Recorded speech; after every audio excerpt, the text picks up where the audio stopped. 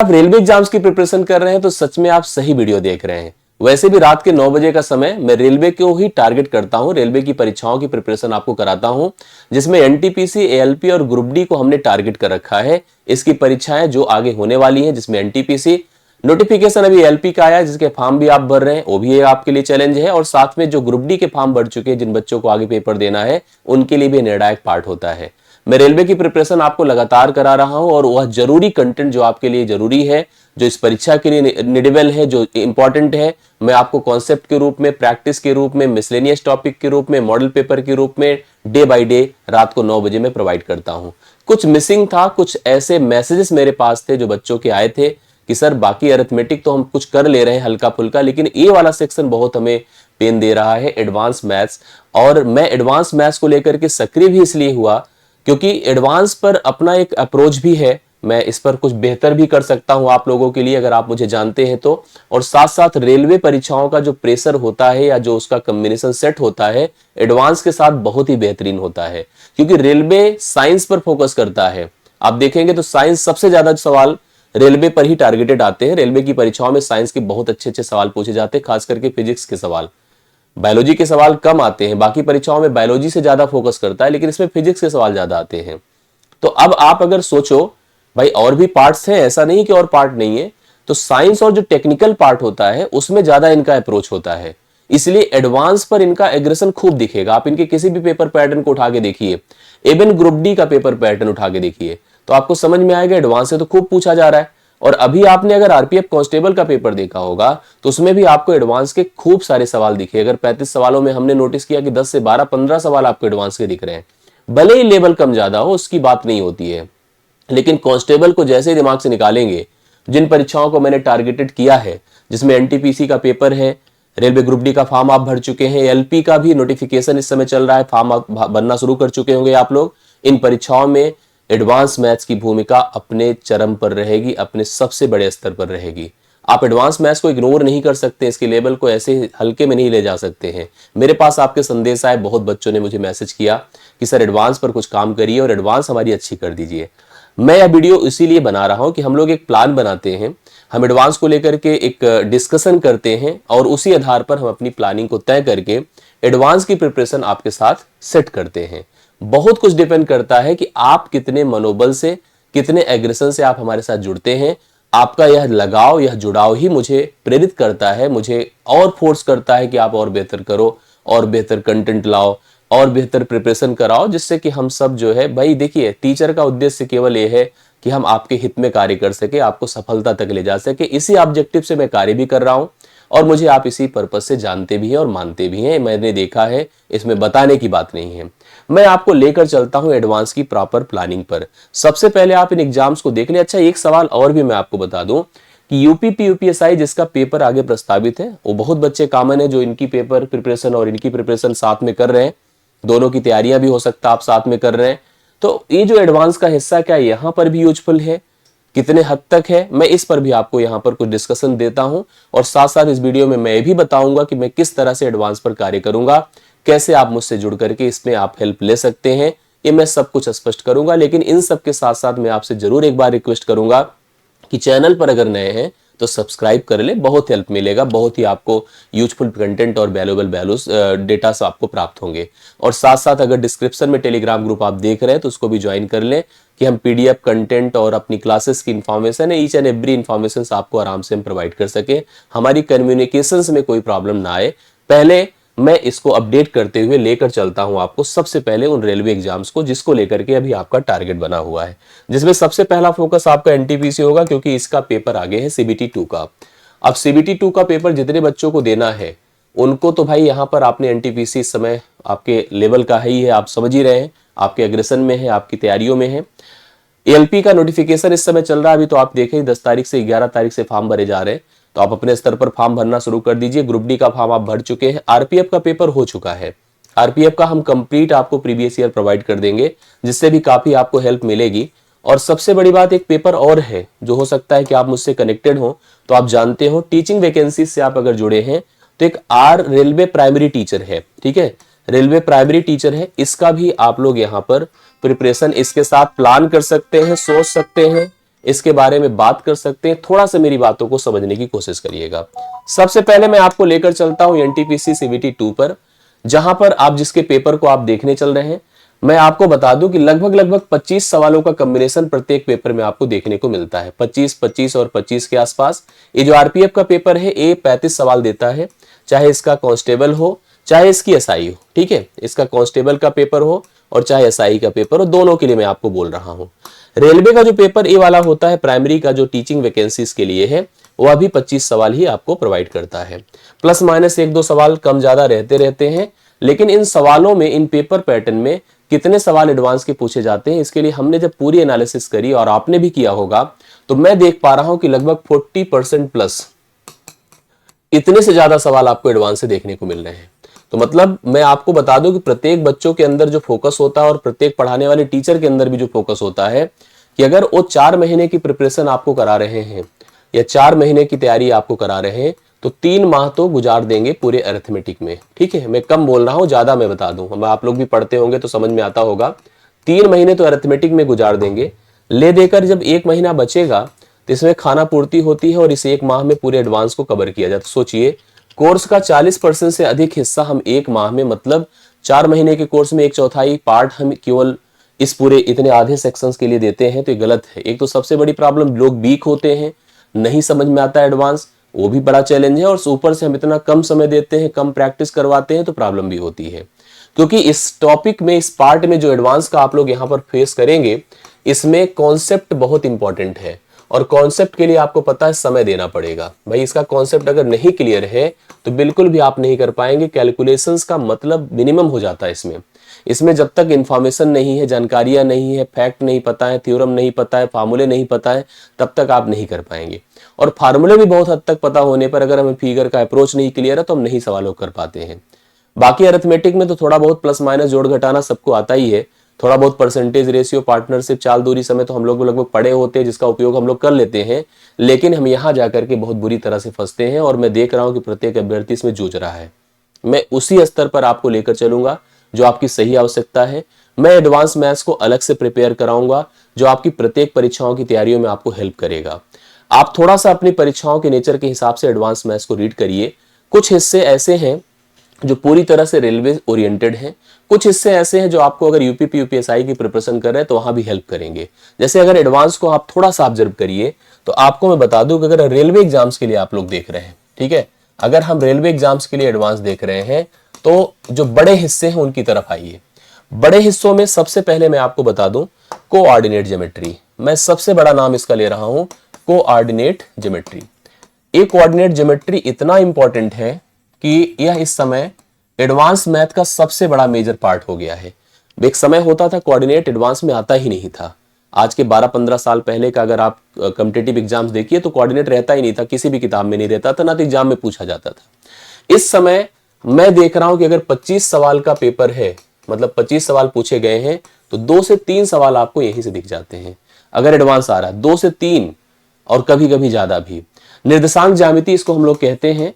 और इधर आपने देखा होगा जो बिहार के पेपर से रिलेट करते होंगे, तो बीपीएससी में भी कोऑर्डिनेट ज्योमेट्री का स्तर पूछा गया, और ऐसा नहीं कि एकदम आसान सवाल, आपको बहुत अच्छे सवाल फेस करने को मिलते हैं। इवन आरपीएफ कांस्टेबल भी जिसने दिया होगा उसको भी कोऑर्डिनेट के अच्छे सवाल देखने को मिले होंगे, और ऐसे सवाल की मैं आपको बता दूं जो अच्छे लेवल के लोग प्रॉपर नहीं कर सकते हैं, उस स्तर के सवाल आरपीएफ कांस्टेबल में भी दिखे हैं। तो मैं श्योर कर दूं कि आपका एनटीपीसी हो, आपका एएलपी हो, बहुत दिखेगा सवाल, ग्रुप डी भी हो, तो आपको कोऑर्डिनेट से 2 से 3 सवाल आपको फेस करने को मिलेगा, ये मैं आपको श्योर कर रहा हूं। इस पार्ट को कवर करना पड़ेगा, इस हिस्से को आपको पूरा अच्छी तरह से डन करना होगा, और इसको डन करने के लिए कम से कम 3 से 4 क्लास चाहिए, जो मैं समझ पा रहा हूं, जिसमें मैं कॉन्सेप्ट भी समझा पाऊंगा आपको, और कॉन्सेप्ट के साथ साथ मैं प्रैक्टिस भी करवा पाऊंगा। क्योंकि बिना प्रैक्टिस और भी प्रॉपर प्रैक्टिस, हालांकि कॉन्सेप्ट बहुत समय नहीं लेता है, एक क्लास मोर देन सफिशिएंट है जितनी आवश्यकता आपको है, लेकिन एक क्लास में पूरा बता देना खाना पूर्ति होती है। 1.25 घंटे 1.5 घंटे की अगर क्लास हम लेते हैं तो हम कॉन्सेप्ट तो समझा देंगे, लेकिन बिना प्रैक्टिस के हो नहीं पाएगा। और अच्छा तो तब होगा जब एक सेक्शन आप करें कॉन्सेप्ट में और उसकी प्रैक्टिस तुरंत करें। एक साथ सारा कॉन्सेप्ट लेकर के हम फिर प्रैक्टिस पर जाते हैं तो फंसा देता है। तो इससे बढ़िया है कि हम कॉन्सेप्ट एक पार्ट का रखें, उस पार्ट का प्रॉपर वीडियो उठाएं, थोड़ा सा अवेयरनेस होने के बाद, टॉपिक की जानकारी होने के बाद उसकी फिर एक प्रैक्टिस कर लें। और इस सेक्शन को आपको मजबूत करना ही पड़ेगा, बहुत इंपॉर्टेंट है। लेकिन मैं आपको बता दूं कि यह यूपी पुलिस यूपीएसआई के काम का नहीं है। यूपीपी और यूपीएसआई में हिस्सा नहीं पूछा जाता है, तो इसलिए यूपीपी यूपीएसआई वाले इसको लेकर के परेशान ना हो, ये बिल्कुल नहीं पूछा जाएगा। दूसरा हिस्सा जो बनकर आएगा उसकी तरफ चलते हैं हम लोग। दूसरा हिस्सा आएगा इसमें ट्रेगोनोमेट्री का, जो इंपॉर्टेंट है, ट्रेगोनोमेट्री का एंड हाइट एंड डिस्टेंस का। ठीक है, हाइट एंड डिस्टेंस का। तो आपको बता दूं कि यह हिस्सा भी रेलवे की परीक्षाओं के लिए बहुत महत्वपूर्ण है। आप सबको पता है कि इसको हम लोग कहते हैं त्रिकोणमिति। ठीक है, इसको हम त्रिकोणमिति कह रहे हैं और इसे हम लोग ऊंचाई और दूरी कह रहे हैं। बहुत सवाल आपको देखने को मिल रहे हैं। अगर दोनों को हम बता दें तो मैं रेलवे के लिए आपको बता दूं कि रेलवे में आपको कम से कम 2 सवाल, 2 क्वेश्चन इसके दिखने ही दिखने हैं, एक त्रिकोणमिति का और एक ऊंचाई दूरी का। और ऊंचाई दूरी भी तब अच्छा कर पाएंगे जब त्रिकोणमिति पर आपको अप्रोच हो, आपको सारे राइट एंगल का कॉन्सेप्ट क्लियर हो, तब अच्छे से कर पाते हैं, तभी सारी चीजों को समझ पाते हैं। मैंने जब आरपीएफ कांस्टेबल का पेपर था तो मैंने हाइट एंड डिस्टेंस को लेकर के एक सेशन दिया था, कुछ ट्रिकी कॉन्सेप्ट्स दिए थे जिसका उपयोग आप कर सकते हैं, जिसको आप देखेंगे भी तो समझ में काफी हद तक आएगा। 2 क्वेश्चन आपको फेस करने को मिलेंगे और एनटीपीसी में भी सवाल आपको देखने को मिल जाएगा। इसका सवाल हालांकि इस बार तो कांस्टेबल में नहीं पूछा क्योंकि है भी नहीं, पाठ्यक्रम का हिस्सा नहीं था, लेकिन पीछे पूछता था इसलिए मैंने कराया था। लेकिन अभी एनटीपीसी में, एएलपी में और ग्रुप डी में, तीनों में आपको इसका सवाल देखने को मिलेगा। और साथ साथ अगर आप रेलवे प्राइमरी टीचर फोकस कर रहे हैं, बिहार का पेपर फोकस कर रहे हैं और साथ साथ यूपी यूपीएसआई में भी कुछ जनरल चीजें, हालांकि त्रिकोणमिति पाठ्यक्रम में नहीं है लेकिन फिर भी कुछ हद तक आपकी अवेयरनेस आपको हेल्प करेगी। जिसमें समकोण त्रिभुज का कॉन्सेप्ट तो बहुत ही हेल्प करने वाला है। ऊंचाई दूरी से भी थोड़ा सा अगर चाहेंगे तो हम लोग सिमिलरिटी के अप्रोच का उपयोग करते हुए सवालों को देख सकते हैं, तो कुछ ना कुछ आपको हेल्प वहां से मिल सकती है। लेकिन इसको भी पढ़ने के लिए मैं आपको बता दूं कि 3 से 4 सेशन तो होने ही होने। जैसे कि मैं आपको कह रहा था कि एक पार्ट लें, उस पर प्रैक्टिस करें, एक साथ कॉन्सेप्ट लेकर प्रैक्टिस जाते पर, मतलब ये अरिथमेटिक में पॉसिबल है, यहाँ नहीं पॉसिबल है, यहाँ फंसा देगा। यहाँ पर इसी तरह से जैसे मैं बता रहा हूं उसी प्रकार से आप चलिए तो ज्यादा बेहतर होगा। देखिए 2D और 3D, 2D 3D मेंसुरेशन ध्यान रखिएगा। ये हिस्सा ऐसा है जो सभी रेलवे एग्जाम्स के लिए यूजफुल है, मतलब एनटीपीसी के लिए, एएलपी के लिए, ठीक है, ग्रुप डी के लिए। ये फोकस्ड रखिए इसको। और साथ साथ अगर आप यूपीपी यूपीएसआई की प्रिपरेशन कर रहे हैं तो गारंटी मानिए कि यह टॉपिक तो मस्ट है उसमें आना। प्रत्येक परीक्षा में यूपीपी में भी आएगा, यूपीएसआई में भी आएगा। तो 2D 3D मेंसुरेशन सबसे इंपॉर्टेंट सेक्शंस के रूप में अगर देखा जाए तो, क्योंकि सबसे इंपॉर्टेंट इसलिए नहीं बोल रहा हूं क्योंकि यहां पर जो है बाकी तो मैंने इंपॉर्टेंट कोऑर्डिनेट को बोला, लेकिन अगर बात करें यूजेस की, उपयोग ज्यादा कहां पर है, तो इसका उपयोग है क्योंकि इस परीक्षा में भी उपयोग कर सकते हैं और इस परीक्षा के लिए भी हम लोग यूज कर सकते हैं। इसमें सेशंस ज्यादा होंगे। क्यों ज्यादा होंगे? क्योंकि पूरा 2D फिगर बताना है। 2D फिगर के हमें एरिया एंड पेरीमीटर्स पर डिस्कशन करना है। और अगर हम लोग 3D फिगर पढ़ेंगे तो उसके वॉल्यूम पर भी हमें डिस्कशन करना है, सरफेसेस एरिया पर डिस्कशन करना है। तो सभी जितने भी 3D डायमेंशंस फिगर है, 3D फिगर्स हैं, जितने 2D फिगर्स हैं, सबका उपयोग हमें यहाँ पर इसका करना पड़ेगा मेंसुरेशनल क्षेत्रमिति के आधार पर। ये अलग बात है कि जब मेंसुरेशन हम पढ़ते हैं तो जो 2D फिगर्स हैं जिसमें आपके सभी ट्रायंगल्स, सभी रेक्टेंगल्स, सभी प्रकार के आपके सर्कल्स का अप्रोच, जितने भी आपके अलग अलग पॉलीगन्स होते हैं, उनका ज्योमेट्रिकल कॉन्सेप्ट भी पढ़ना हमारे लिए मस्ट होता है। तो इसलिए हम यहाँ पर ज्योमेट्रिक भी होते हैं।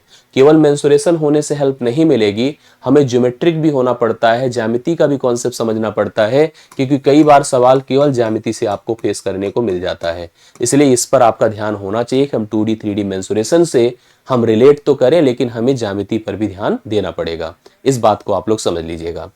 आगे मैं लेकर चलता हूं अगर अगले पार्ट पर, तो जो अगला हिस्सा बड़ा कॉमन है वो आपका देखिए जो फैक्टोरियल का यूज है। फैक्टोरियल का यूज मैं इसलिए बता रहा हूं क्योंकि आजकल फैक्टोरियल केवल सवाल नहीं दे रहा है, ये सवाल अप्रोच पर दे रहा है, काउंटिंग के कॉन्सेप्ट पर दे रहा है। मैंने देखा कि कई बार सवाल केवल ऐसे लगते हैं कि नंबर सिस्टम के हैं, कई बार ऐसे लगते हैं कि थ्योरी वर्ड प्रॉब्लम है, लॉजिकल है, जबकि ऐसा नहीं होता है, वो क्रमगुणित काउंटिंग का सवाल होता है। अब इसी फैक्टोरियल को जिसने अच्छे से पढ़ा उसने परमुटेशन कॉम्बिनेशन अच्छे से सीख लिया, ठीक है, परमुटेशन एंड कॉम्बिनेशन अर्थात क्रमचय और संचय जिसको आप लोग कहते हैं। और मैं आपको बता दूं कि इसका सबसे बड़ा हिस्सा होता है प्रोबेबिलिटी। और आप बताइए क्या प्रोबेबिलिटी के बगैर क्वेश्चन एग्जाम में मतलब या कोई परीक्षा होगी?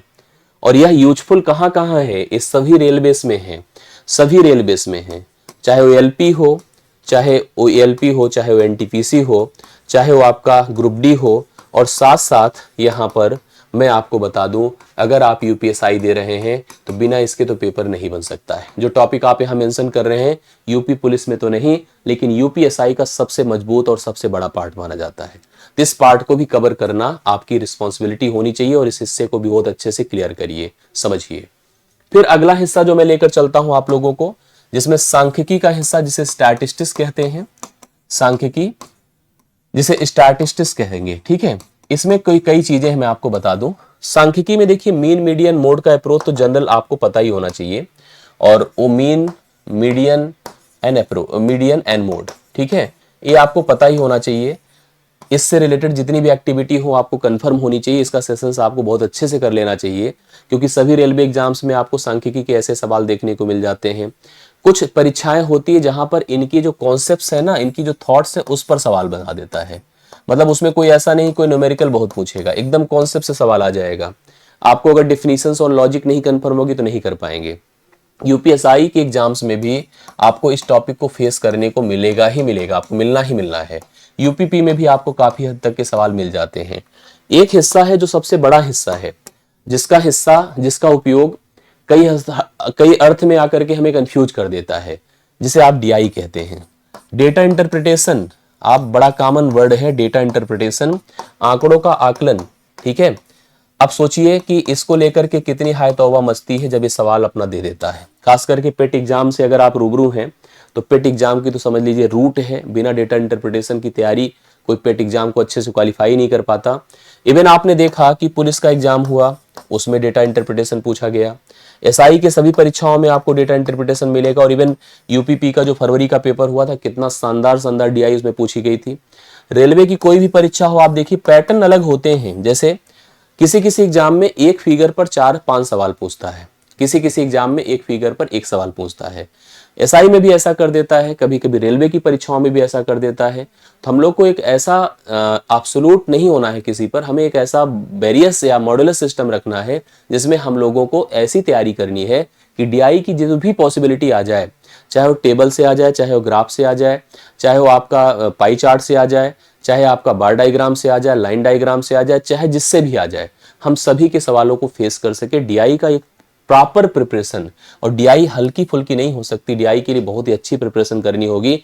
पेट की परीक्षा मतलब अच्छों की हालत खराब कर दी थी जब 2023 की डीआई आप लोगों ने फेस करी थी, और प्रत्येक टीचर ने फेस करी थी। तो ये बहुत बड़ा चैलेंजिंग पार्ट है। इस हिस्से को कवर करिए, कम से कम आप समझ रहे हैं कि 3 से 4 नंबर आपको देगा ये, क्योंकि अगर एक फिगर भी दे दिया इसने 2 सवाल, तो 2 तो यहीं से हो गया, 2 सवाल तो यहीं से डन होता है। एक अगर सांख्यिकी का दे दिया तो 3 से 4 सवाल तो बनता ही ना।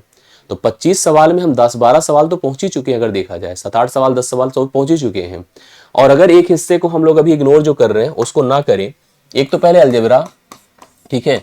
अलजेब्रा में देखिए कई परीक्षाएं ऐसी होती है जो बीजगणित है, इसको समझिए। इसमें कई परीक्षाएं ऐसी है जिसमें क्वाड्रेटिक इक्वेशन का, द्विघात समीकरण का सवाल, और खास नहीं बहुत, ठीक है, उसके नेचर जो मूलों की प्रकृति होती है ज्यादातर उस पर सवाल, और लीनियर इक्वेशन इन 2 वेरिएबल, ठीक है, लीनियर इक्वेशन इन 2 वेरिएबल, ज्यादातर इसी पे सवाल आएगा। मैं आपको बता दूं और कहां से आएगा, इक्वेशन इन 2 वेरिएबल अर्थात 2 चरों पर आधारित रैखिक समीकरण, ठीक है। इस पर तो मतलब क्योंकि जो रैखिक समीकरण होते हैं उन्हें हम लाइन से भी प्रेजेंट करते हैं, तो रेखाओं के समांतर होने, रेखाओं के संपाती होने, रेखाओं के कोइंसिडेंट होने, मतलब उनका इंटरसेक्टिंग होना, रेखाओं का इंटरसेक्टिंग होना, रेखाएं ऐसे पैरेलल होती चली जाएं, रेखाएं कभी ना मिले, या रेखाएं मिले तो इस पर जो अप्रोच होता है परपेंडिकुलर रेखाएं हो जाएं, तो इस पर भी अप्रोच आपको फेस करने को मिलता है। और इसके लिए हमें लीनियर इक्वेशंस के सोल्यूशन पर बात करनी होती है कि अगर 2 चरों वाले रैखिक समीकरण तो उनका सोल्यूशन क्या प्रेजेंट करता है और उससे क्या कॉन्सेप्ट आता है,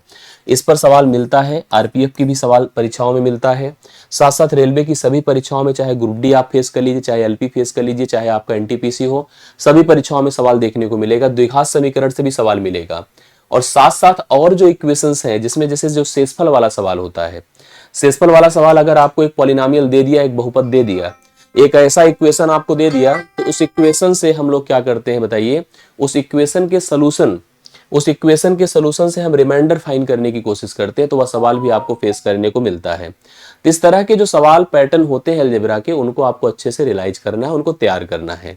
एक चीज और दिमाग में रखिएगा, एक चीज और जो बड़ा इंपॉर्टेंट है, एपी, जीपी और एचपी। एपी, जीपी और एचपी जिसे आप श्रेणी कहते हैं, बेसिकली श्रेणी, समांतर श्रेणी, गुणोत्तर श्रेणी, हरात्मक श्रेणी। ठीक है, लिख देता हूं जनरल, समांतर, गुणोत्तर, हाँ, और हरात्मक। ये मस्ट पार्ट है, समझिएगा, ये मस्ट पार्ट है जिनकी प्रिपरेशन आपके लिए बहुत आवश्यक है। मैं आपको बता दूं कि अगर कोई भी छात्र यूपीपी यूपीएसआई की प्रिपरेशन कर रहा है तो उसके लिए तो इस पास्ट पार्ट को मतलब एक जैसे होता ना कि एक अनिवार्य रूप से ले लेना चाहिए। आप यूपीपी की प्रिपरेशन कर रहे हैं तो भी, यूपीएसआई की प्रिपरेशन कर रहे हैं तो भी, और साथ साथ आपकी एनटीपीसी है और एएलपी है और ग्रुप डी है। प्रत्येक परीक्षाओं में आपको इसको 1 से 2 सवाल आपको फेस करने को मिलेंगे। कुछ तो नंबर सिस्टम से कनेक्ट कर जाएंगे, कुछ पैटर्न से, और कुछ सवाल तो डायरेक्टली आपको उपयोग में देखने को मिल जाएंगे। तो इसलिए बहुत इंपॉर्टेंट है हिस्से जिनकी प्रिपरेशन एक प्लानिंग आपका होना चाहिए। अब हमारी तैयारियों में इसको लेकर के क्या प्लान हो। अब आप देख रहे हैं कि आपको प्रतिदिन मैं 9 PM पर क्लास दे रहा हूं, जिसमें आपको कॉन्सेप्ट मिल रहा है। ठीक है, कॉन्सेप्ट मिल रहा है अरिथमेटिक का, अंगणित के टॉपिक्स का। आप अभी बहुत सारे टॉपिक्स हैं, जो टॉपिक्स आप खुद कमेंट कर दो। ठीक, टॉपिक खुद मेंशन कर दीजिए, सर किस टॉपिक पर क्लास लें, सर अपने से प्लान करें, कुछ आप तो बता दो। ठीक है, साथ साथ जो प्रैक्टिस हो रही है उस पर भी आप बात करो, किस स्तर की प्रैक्टिस की और जरूरत है इस पर भी बात किया जाए। साथ साथ कुछ टेस्ट पर काम करें, इस पर भी हम लोग प्रयास करें।